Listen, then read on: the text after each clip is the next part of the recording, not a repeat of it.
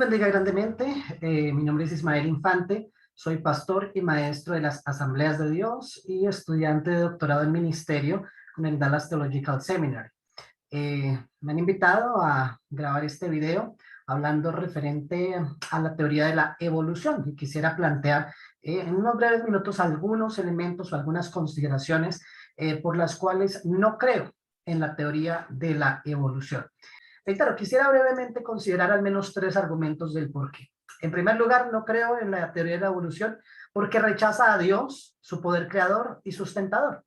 Como lo decía hace un momento, la teoría de la evolución basa de una premisa de que no hay una inteligencia creadora detrás de todo lo que vemos. De hecho, nosotros hablamos generalmente del cielo, de las plantas, de todos los seres vivos y aún los inertes del universo en general, y utilizamos la expresión creación. Y esa expresión creación denota un concepto de un creador. Pero la ciencia moderna ha ido poco a poco eliminando esa palabra para no hablar del concepto de creación, sino preferir el concepto de naturaleza, ¿sí? Hablando de lo natural, simplemente para desmontar ese concepto bíblico de que Dios es creador de todo. Entonces, tal vez no necesariamente en su origen, ¿sí? Porque encontramos muchos que desarrollaron estos procesos y en muchos casos no se declararon ateos, realmente se declararon agnósticos, ¿sí? Y algunos, aunque rechazaban el concepto religioso sistemático de Dios, pero de alguna manera validaban la existencia de un ser supremo. Digamos que originalmente fue así con el paso del tiempo, entonces muchos de estos científicos ya se han vuelto ateos, ¿sí? Pero en principio como tal la evolución propende a el hecho de una transición, digamos, por decirlo así, natural de una especie a otra a partir de leyes naturales, de mecanismos naturales, de selección natural que en últimas está lejos de la existencia de Dios. No soy un hombre de ciencia, ¿sí? Soy un hombre de fe y de estudio de la palabra de Dios, estudio de la teología, de tal manera que mi fundamento, no solamente por ser un académico, por ser un pastor, sino porque soy creyente y soy hijo de Dios, hace que mi vida esté ligada a Dios, ¿sí? De que dependa de Dios. Y cuando veo una creencia, cuando veo un argumento que desde su origen, desde su génesis, rechaza a Dios, rechaza sus facultades creadoras, rechaza el concepto del diseño inteligente de la naturaleza, pues no puedo adherirme porque va en contra de mis principios, va en contra de mi fe. Sí, personalmente cuestiono mucho a aquellos que se llaman cristianos evolucionistas. A mí me parece que eso es una paradoja, eso es una incoherencia. En últimas, algunos de ellos eran deístas, es decir, el concepto de un Dios que diseñó las cosas, las creó y las puso a rodar de manera automática, ¿sí? Entonces dejó el mundo en automático y no tiene una intervención directa con la creación. Pero si usted que está escuchando dice, o que está viendo dice, yo creo en Dios, inherentemente usted tendría que rechazar la teoría de la evolución. ¿Por qué? Porque la teoría de la evolución no tiene en cuenta a Dios en su origen.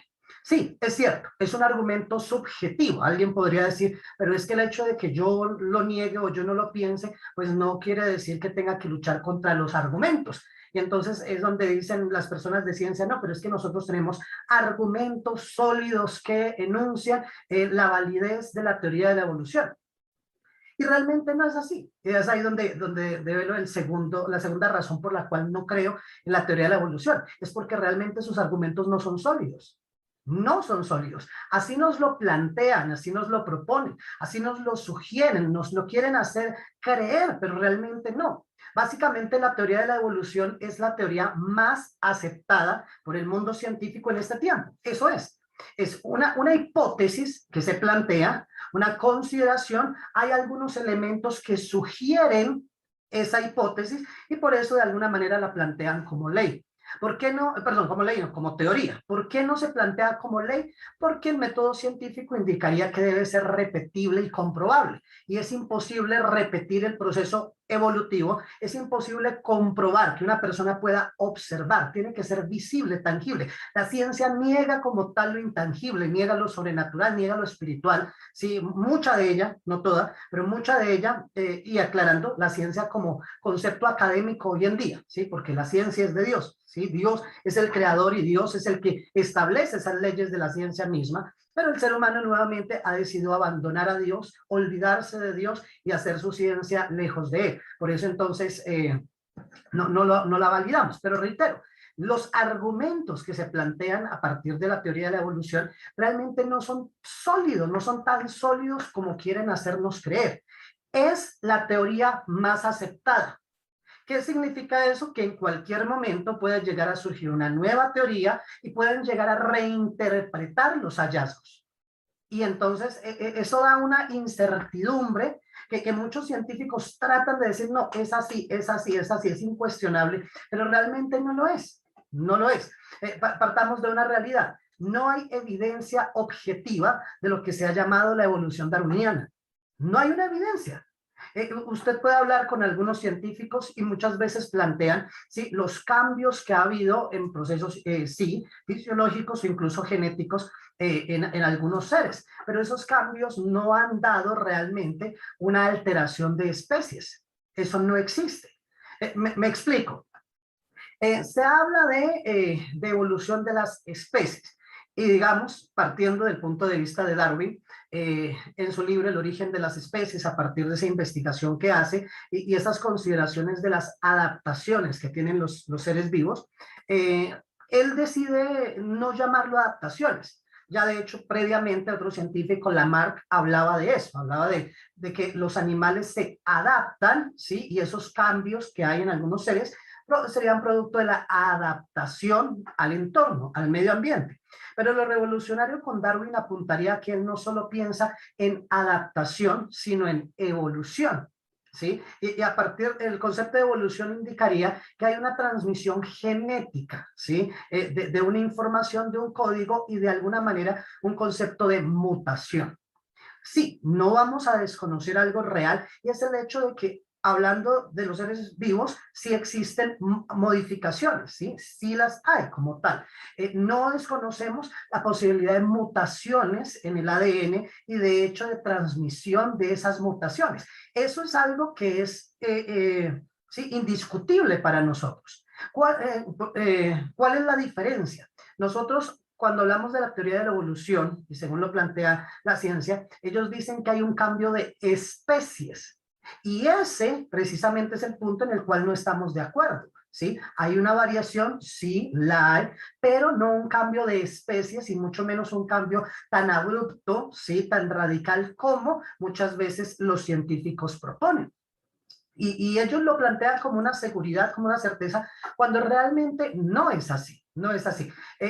La ciencia podría considerar, por ejemplo, algunos hallazgos, algunos experimentos, diciendo tres ejemplos que recuerdo ahora, ¿sí? Entonces, unas bacterias que a partir de una manipulación y de un proceso, sí, organizado en laboratorio, se vio que la bacteria mutó. Y entonces, claro, dicen, mire, esta es una prueba inequívoca de la evolución porque vemos una mutación de la bacteria. Y la pregunta sencilla es, ¿en qué mutó? ¿En qué mutó? Y la respuesta es en una bacteria. ¿Sí? Es decir, una bacteria que se convirtió en una bacteria. O sea, ahí no hay evolución.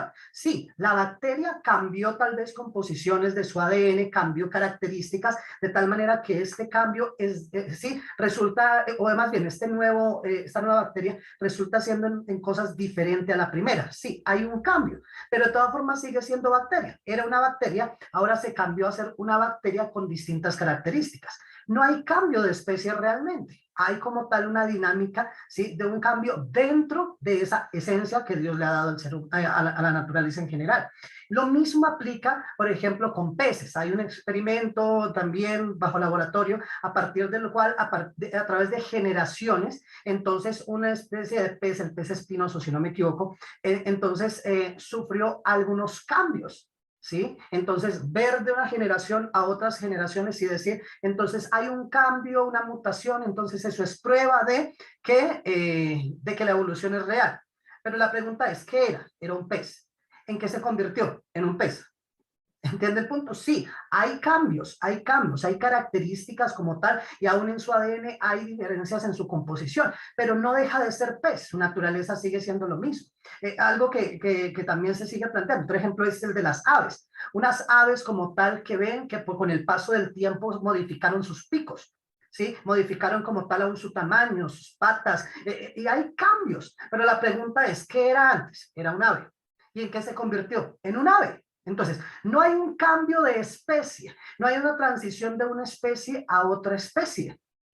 Lo que hay como tal son cambios dentro de la misma especie, donde, insisto, reconocemos que sí hay un proceso de adaptación o un proceso, alguien diría, de mutación, pero esa mutación se da en últimas dentro del mismo especie, dentro del mismo rango. Podemos pensar en el ser humano y que haya mutaciones, realmente sí, en la genética del ser humano hay malformaciones. Y esto es producto del pecado, ¿sí? De ese deterioro que hay en nuestra condición humana, de tal manera que nuestro ADN a veces se sufre mutaciones, sufre cambios, ¿sí? Pero eso no nos hace más humanos, menos humanos o otra especie para llegar a ser humanos.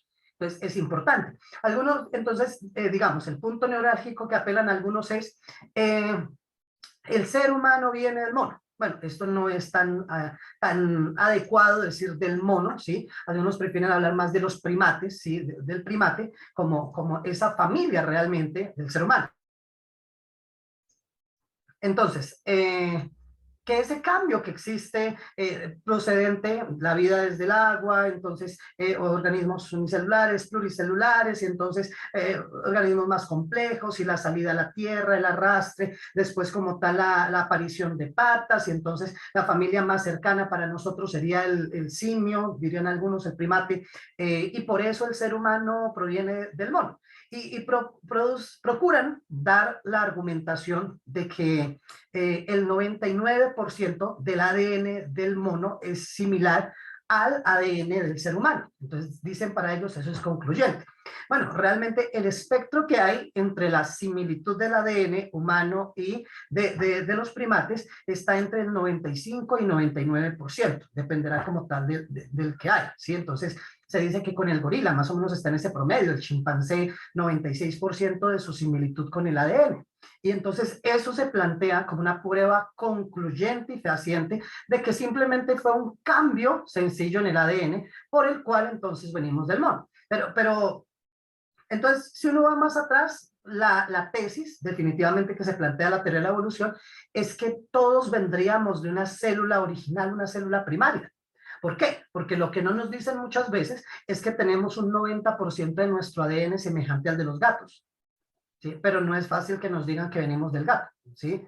Peor, sí, bueno, peor no sé, el 90% de similitud con el cerdo, sí, nuestras cadenas de ADN tienen un 90% de similitud con el cerdo, y entonces no estamos diciendo que venimos del cerdo, ¿sí? Entonces, no es que los primates y el ser humano sean únicos, no, hay características, sí, singulares cercanas, ¿sí? Con el ratón, el 85%. ¿Sí? Entonces, de hecho, esa es la razón por la cual algunos científicos para probar vacunas o medicamentos o situaciones de estas buscan animales, ¿sí? Y uno de ellos suele ser como tal los roedores, algunos roedores, porque tienen un porcentaje de ADN muy, muy cercano al nuestro. Y pues dirían ellos, entonces preferimos experimentar en roedores para luego, para evitar daños mayores en el ser humano. Ese es todo, obviamente todo un debate referente a la defensa de los derechos de los animales, si se debe o no se debe probar con los animales, desde medicamentos hasta cosméticos y otros productos, ¿no? Pero entonces, nunca decimos el ser humano viene del roedor, aunque compartimos el 85% de nuestro ADN, ¿sí? Y cuando digo compartir es que son similares. Y podemos seguir la vaca el 80%, el perro el 75%. Incluso el ADN del ser humano puede llegar hasta un 75% de coincidencia, ¿sabe con qué? Con la mosca de la fruta. Entonces, pues podríamos decir, bien, ¿venimos de la mosca? dirían, no, es que ya los cambios no son tan bruscos. Pues tendríamos que definir entonces hasta dónde es el alcance precisamente de la teoría de la evolución. Un profesor, amigo que tuve en la maestría, nos compartía unas copias, lo que hice fue escanearlas para presentarlas, donde se planteaba de algunos errores en la teoría de la evolución, ¿sí? Y quisiera compartirlos rápidamente en este momento. Errores de la teoría de la evolución. Entonces, se habla del hombre neandertal. Se dice que son restos óseos encontrados en 1856 cerca de Alemania, pero el hallazgo consistió en una calavera y varios huesos. Fue lo único que se encontró, ¿sí? Entonces, al principio fue retratado como una criatura subhumana, brutal y semidirecta, como una especie diferente. Fue después como tal que se le hizo la asociación cuando se quiso hacer esa cadena evolutiva. Pero se cree ahora que esas criaturas realmente fueron seres humanos, auténticos seres humanos, que sufrieron severamente raquitismo causado por deficiencia de vitamina D y que eso produjo que los huesos se deformaran. Es decir, que el hombre de Neandertal no fue un ser humano anterior en la cadena evolutiva, sino que fue un ser humano como nosotros, pero tuvo una deficiencia en la vitamina D. Y pues usted puede saber por la ciencia o por la experiencia que pues hay circunstancias que pueden llegar a modificar, digamos, tanto la apariencia, ¿sí? Como la contextura de una persona. Y entonces encontramos variaciones, las encontramos, en este caso es muy probable que el hombre neandertal sea un hombre, pero con una enfermedad. Básicamente, porque es que no se encuentran muchos. Y aquí hay un punto importante para decir, antes de seguir con las diapositivas.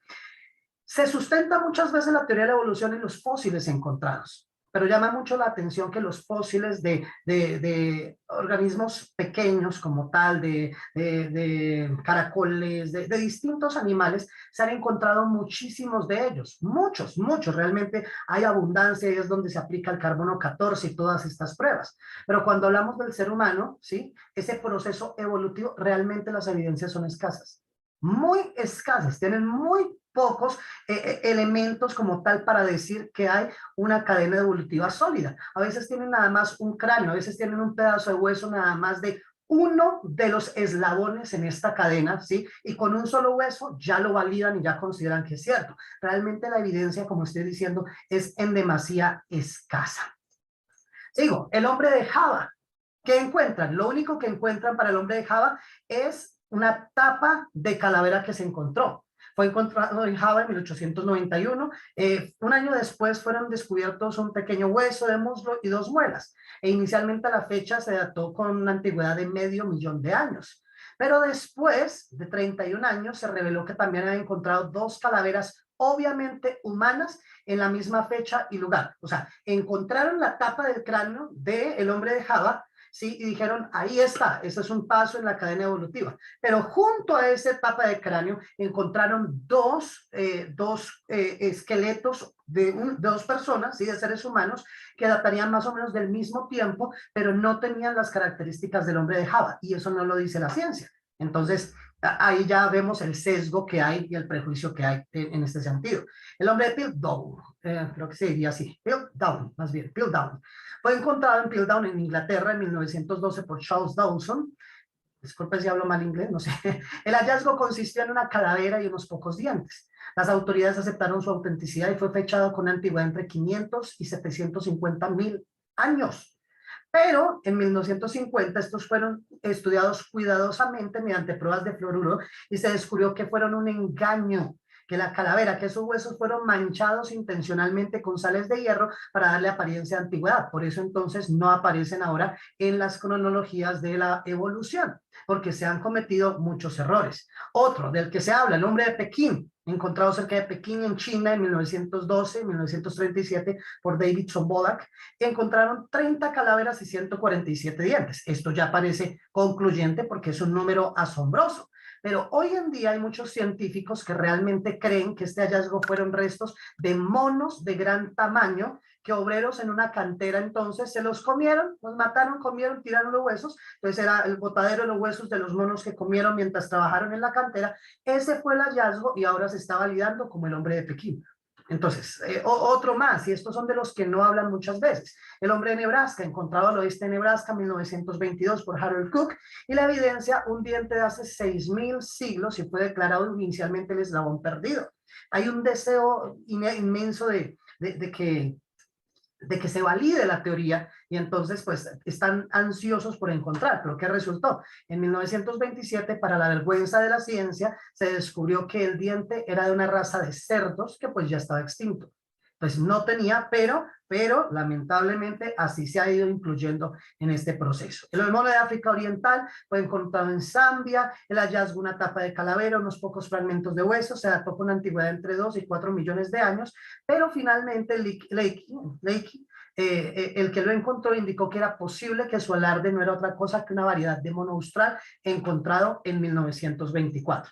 Esto entonces para referir a algunos ejemplos en donde realmente la teoría de la evolución, cuando saca sus pruebas y donde saca sus fósiles, realmente la evidencia es supremamente escasa para hablar de una evolución del hombre, del primate al hombre. Realmente es muy escaso, son básicamente conjeturas y es básicamente la teoría más aceptada según como tal los estudios que hasta ahora han hecho, pero de seguro en cualquier momento eso podría cambiar. Entonces, no creo en la teoría de la evolución, uno, porque rechaza a Dios, su poder creador y sustentador. Número dos, porque sus argumentos no son sólidos. Y número tres, porque deshumaniza al ser humano, quitándole su origen, propósito y destino. El problema más complejo con la teoría de la evolución no tiene que ver con Dios, ¿sí? Porque uno dice, no, hay que defender el nombre de Dios y Dios creador. El punto es sencillo, Dios sigue siendo Dios, créalo o no lo crea el ser humano. Dios sigue siendo Dios, lo acepte o lo rechace la ciencia. Entonces, por Dios no es el problema. El problema es por el ser humano mismo, por nosotros mismos, que cuando consideramos que el ser humano simplemente es una especie más, ¿sí? Ah, pero es que la evolución, 99% de similitud con el primate. Sí, sí, hay rasgos en el ADN que se parecen, ¿sí? Que son muy cercanos. Y el hecho de que sea muy cercano no quiere decir necesariamente que haya un rasgo evolutivo. No lo hay, simplemente somos diferentes. Es una especie diferente y cada uno de los seres que Dios ha creado, pues tienen sus rasgos genéticos particulares a su especie, pare de contar. Pero el problema como tal en este sentido es que deja al hombre no en la posición de un ser creado a imagen de Dios, sino que lo rebaja a una categoría de un animal pensante, un animal evolutivo, la máxima, sí, la corona en la cadena evolutiva, dirían algunos, y otros hoy en día ya dicen que no, que simplemente formamos parte de un eslabón, que algún día desapareceremos y llegarán otros. Entonces, el perder la singularidad, la identidad del ser humano, nos deja sin un origen claro, sin un propósito claro y sin un destino claro. Y esto genera una desesperanza enorme, porque lamentablemente la ciencia no responde preguntas ontológicas profundas.